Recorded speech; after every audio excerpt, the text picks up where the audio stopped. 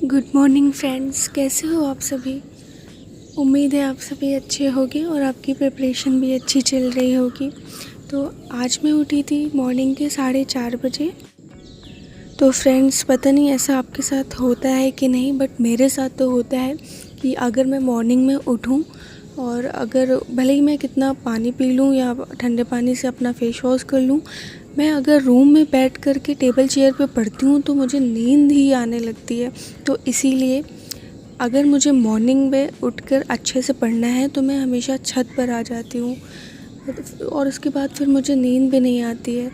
और छत पर बैठकर पढ़ना मॉर्निंग में 3 घंटे, ये मतलब मुझे बहुत अच्छा लगता है और रिफ़्रेशिंग सा हो जाता है।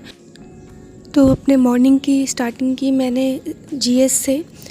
सब कहते हैं कि अगर हम मॉर्निंग में लर्निंग सब्जेक्ट पढ़ते हैं तो वो हमें इजीली लर्न हो जाता है अच्छे से। तो अभी भी मैं स्टैटिक जीके पढ़ रही हूँ और मुझे लगता है इस मंथ में मेरी स्टैटिक जीके पूरी अच्छे से कंप्लीट हो जाएगी। तो स्टैटिक जीके करने के बाद या तो फिर मैं साइंस स्टार्ट करूँगी या फिर ज्योग्राफी या एंशिएंट हिस्ट्री। मेरा थोड़ा सा अजीब है ना जीएस पढ़ने का वो, क्योंकि मैंने बहुत से लोगों को देखा है स्टार्टिंग वो करते हैं हिस्ट्री से, ज्योग्राफी से, बट मुझे लगा स्टैटिक जीके पूरा कंप्लीट कर लूँ और फिर या तो मैं फ़िज़िक्स, बायो, केमिस्ट्री ये कंप्लीट करने के बाद फिर मैं हिस्ट्री, ज्योग्राफी, पॉलिटी ये करूँ। बट देखती हूँ, बट मुझे लग रहा है इसके बाद मैं ज्योग्राफी स्टार्ट करूँगी। ऐसा मैंने इसलिए भी किया क्योंकि मैंने सुना था जीएस बहुत ही बोरिंग सब्जेक्ट है, बहुत ही टाइम टेकिंग सब्जेक्ट है, स्पेशली हिस्ट्री। तो मैंने भी सोचा कि पहले मैं किसी छोटे टॉपिक से स्टार्ट करती हूँ, तो इसलिए मैंने स्टैटिक जीके उठाया और मुझे लगा कि मेरा सही डिसीज़न था।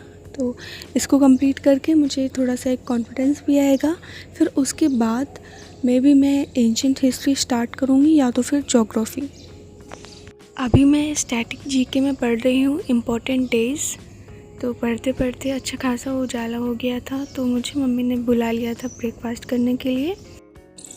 तो ब्रेकफास्ट करने के बाद अब टाइम था मैथ्स करने का।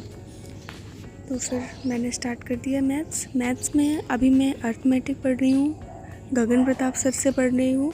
आप लोग पूछते हैं बैच कहाँ से परचेज़ करना है, तो आप उनके प्ले स्टोर पर जाकर के कैरियरवेल ऐप को डाउनलोड कर लीजिए। तो वहाँ पे आपको जो भी सर के बैच है, रिकॉर्डेड बैच या फिर जो लाइव बैचेस हैं, वो आपको दिख जाएंगे। आप वहाँ से उनको परचेज़ कर सकते हैं। तो सबसे पहले आज मैंने सर की क्लासेस ली। अभी मैं एलिगेशन और मिक्सचर पे हूँ।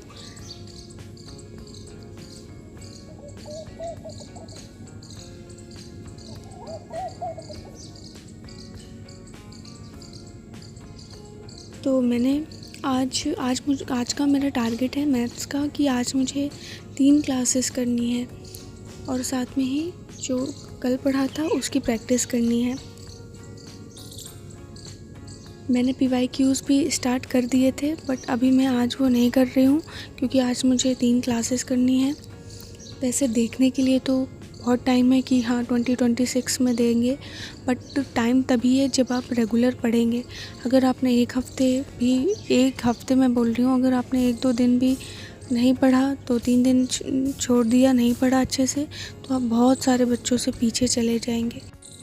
अगर मैं डेली सर की 2 क्लासेस करूँगी रेगुलर बिना स्किप किए, तब जाकर के एग्ज़ाम होने के 2-3 महीने पहले मेरा सिलेबस कंप्लीट हो जाएगा।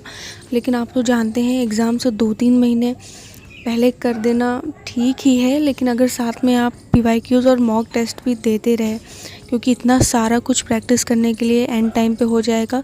तो ऐसा आप नहीं सोच सकते हैं कि अगर हमारा एग्ज़ाम जुलाई में है तो जुलाई से पहले जून तक मेरा सिलेबस हो जाए, ऐसा नहीं है। क्योंकि उससे पहले 2-3 महीने जो होते हैं उसमें आपको बहुत सारे मॉक देने पड़ेंगे और फिर आपको सिर्फ रिवीजन चाहिए, प्रैक्टिस चाहिए, ना कि कुछ नया पढ़ना पड़े आपको। सर का भी यही कहना है कि एक बार आप सभी सिलेबस अच्छे से कंप्लीट कर लीजिए, स्टार्टिंग टू एंड तक, भले आपका मन लगे या फिर ना लगे, कैसे भी करके बस आपको एक बार सिलेबस कंप्लीट करना ही है। सर का ये कहना है कि आधे अधूरे तरीके से कम क्लासेस में जल्दी सिलेबस तो वो भी करवा सकते हैं, बट सर का टारगेट है कि कम्प्लीटली सारे कॉन्सेप्ट्स के साथ, सारे टाइप्स के साथ में, वो टाइप्स जिनसे ज़्यादा एग्ज़ाम में क्वेश्चंस आते हैं उनकी ज़्यादा प्रैक्टिस ये करवाने के साथ आपका सिलेबस कंप्लीट करवाएं। क्या आपके साथ कभी ऐसा हुआ है कि आपने एक क्लास कंप्लीट कर ली और 2-3 दिन तक उसका रिवीजन नहीं किया और आप फिर से वो भूल चुके हों और आपको फिर से वो क्लास लेनी पड़ी हो? हाँ, मेरे साथ तो ऐसा हुआ है। स्टार्टिंग में मैंने क्लास कर ली, 2-3 दिन तक नहीं किया उसका रिवीजन, तो फिर मुझे दोबारा से वो क्लास करनी पड़ी। तो मुझे लगा नहीं यार, इससे तो पूरा मतलब इतना टाइम वेस्ट हो जाएगा, फिर से इतने घंटे लगा कर के उसी सेम क्लास को पढ़ो। तो उस दिन के बाद से फिर जैसे मैंने क्लास करी उसका रिवीजन कर लिया, फिर दूसरे दिन उसकी प्रैक्टिस कर लेती हूँ। हाँ, अभी कभी कभी मेरे साथ ऐसा हो जाता है कि कोई क्वेश्चन है, पूरे 1.5 घंटे की क्लास में कोई एक ऐसा क्वेश्चन है जो मुझे बाद में थोड़ा नहीं समझ में आ रहा हो, तो भले मैं उस एक पर्टिकुलर क्वेश्चन को देखने के लिए मैं फिर से वीडियो को चला लेती हूँ। और हाँ, कभी कभी सर किसी क्वेश्चंस में, वैसे तो सर के जो कैलकुलेशन करने की अप्रोच है वो बहुत अच्छी है, अलग रहती है और वो हमें सीखनी चाहिए अगर हमें एग्ज़ाम में जल्दी क्वेश्चन करने हैं। तो किसी क्वेश्चन में तो सर की जो कैलकुलेशन करने की जो अप्रोच है वो इतनी अच्छी होती है, तो उसको देखने के लिए मैं कभी कभी फिर से उसी क्वेश्चन को जा कर के दोबारा से वीडियो चला देती हूँ। तो मैथ्स पढ़ते पढ़ते मुझे बीच में नींद सी आ रही थी, तो नहाने के बाद फिर मैंने इसको फिर से वहीं से स्टार्ट कर दिया। जब भी मैं अपने घर आती हूँ मुझे मेरी फेवरेट चीज़ें हमेशा खाने को मिलती रहती हैं। तो राजभोग खाने के बाद अब टाइम था इंग्लिश पढ़ने का। तो लास्ट वीडियो में मैंने आपको बताया था कि मैंने ग्रामर भी पढ़ना स्टार्ट कर दिया है और ग्रामर में मैंने स्टार्ट किया है टेंसेस से। इसमें मैं बता दूँ कितनी 12 क्लासेस थी। तो मैंने आपसे बोला था कि मैं आपको बताऊंगी कि मुझे कितना टाइम लगा। तो ये पूरी क्लासेस कंप्लीट करने में मुझे पूरे 5 दिन लग गए और क्लास लेने के साथ साथ ही मैं उसको फिर खुद से भी पढ़ती थी, उसी समय उसको पढ़ लेती थी। तो अब क्लासेस करने के बाद अब मैं एक बार फिर से ये पूरा एक बार स्टार्टिंग से एंड तक पढ़ लेती हूँ, फिर इसकी कुछ प्रैक्टिस करूँगी। जैसे डिटेक्टिव, वो जो मैं बुक लाई थी मिरर ऑफ कॉमन एरर, उससे मैं कुछ प्रैक्टिस कर लूँगी और फिर इसके बाद अपना नया टॉपिक स्टार्ट करूँगी। वैसे प्रैक्टिस करने के लिए मैम की भी बुक है, बट मैंने बुक तो नहीं परचेज़ की। हाँ, लेकिन जो बैच में जो पीडीएफ हैं, तो मैं उस पीडीएफ में अच्छी क्वांटिटी में क्वेश्चंस हैं, तो उससे भी मैं प्रैक्टिस करूँगी। तो ये वाला टॉपिक टेंसेस थोड़ा बड़ा था, इसमें लेक्चर्स भी काफ़ी थे। इसके बाद मैंने देखा था कि इसके बाद है सेंटेंस एंड टाइप्स और क्वेश्चन टैग, कंडीशनल सेंटेंसेस। तो ये सारे छोटे छोटे टॉपिक हैं, ये जल्दी ही हो जाएंगे कवर। फिर इसके बाद एक्टिव पैसिव में थोड़ा टाइम लगेगा, नरेशन में भी टाइम लगेगा। जैसा कि मैंने आपको लास्ट वीडियो में बताया था कि इंग्लिश में नीतू मैम से पढ़ रही हूँ, आप भी उनसे पढ़ सकते हैं। या तो उनका बैच परचेज़ कर लीजिए या फिर आप यूट्यूब पर उनकी फ्री में बहुत सारी प्लेलिस्ट हैं, वहाँ से जा कर के आप पढ़ सकते हैं उनसे। अगर आप यूट्यूब से पढ़ रहे हैं तो आपको वॉल्यूम 1 ख़रीदनी चाहिए मैम की जो बुक है, और अगर आपने उनका बैच परचेज़ किया है तो फिर आपको उनकी जो बुक है क्लास नोट्स, उनको ख़रीदना चाहिए। क्या आप भी किसी भी बुक को पढ़ते टाइम, उसकी फ़र्स्ट रीडिंग करते टाइम ही उसको हाईलाइट करते हैं पेन, पेंसिल या फिर हाइलाइटर से? मैं तो ऐसा नहीं करती हूँ फ़र्स्ट रीडिंग में, क्योंकि जब आप उस बुक को सेकंड या थर्ड टाइम पढ़ेंगे तो आपको लगेगा नहीं, ये चीज़ तो नहीं थी हाईलाइट करने वाली।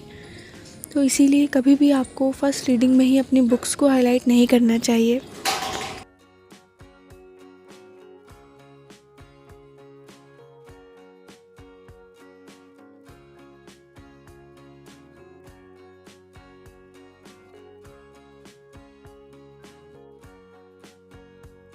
तो तो इंग्लिश पढ़ने के बाद अब टाइम था वोकैब करने का,